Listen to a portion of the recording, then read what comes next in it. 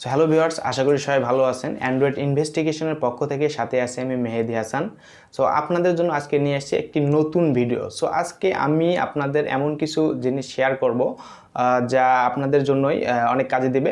কারণ আপনারা already Facebook, YouTube বা বিভিন্ন মাধ্যমে জানতে পেরেছেন যে আমরা যে ফোনের ডাটা প্যাকেজ ইউজ করে থাকি, সেটা রবি হোক, গ্রামীণ ফোন, বাংলালিঙ্ক, এয়ারটেল অথবা টেলিটক, যে ডাটা প্যাকেজগুলো আমরা ইউজ করে থাকি, এই ডাটা প্যাকেজের একটি মেয়াদ দেয়া থাকে। যেমন আপনি যদি 7 দিনের জন্য ডাটা প্যাকেজ কেনেন, তো এই 7 দিনের মধ্যে এই ডাটা প্যাকেজের একটা মেয়াদ থাকে, 7 দিনের পরে আর এই প্যাকেজটি ইউজ হবে না। সো আমরা অলরেডি বিভিন্ন মাধ্যমে আমরা এই যে একটি খবর দেখতে পাইছি, বা যেটা বলেন আপনার নিউজ দেখতে পেরেছি, যে ডাটা প্যাকেজটি আমাদের শেষ হবে না, যে ডাটা প্যাকেজের মেয়াদটাই শেষ থাকবে না। সো মনে করেন আপনি একটা ডাটা প্যাকেজ নিছেন যেটার মেয়াদ হচ্ছে 30 দিন।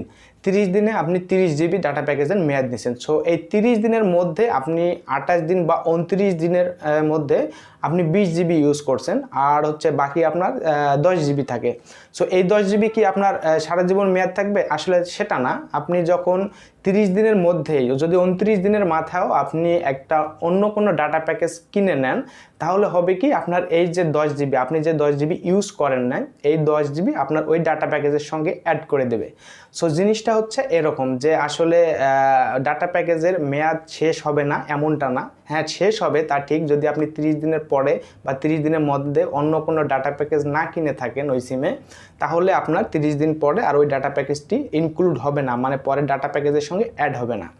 সো আমি মনে করলাম যে এই গুরুত্বপূর্ণ তথ্যটি আপনাদের মাঝে শেয়ার করলে হয়তো বা উপকার হবে, এজন্য আসলে আজকের এই ভিডিওটি করা। আর আমার ভিডিওটি যদি আপনাদের ভালো লেগে থাকে এবং এরকম গুরুত্বপূর্ণ তথ্য যদি আপনারা পেতে চান, তাহলে অবশ্যই চ্যানেলটি সাবস্ক্রাইব করে পাশে থাকা বেল আইকন বাটনটি বাজিয়ে দেবেন, যাতে সর্বপ্রথম আপনার কাছে ভিডিওটি আমার পৌঁছে যায়।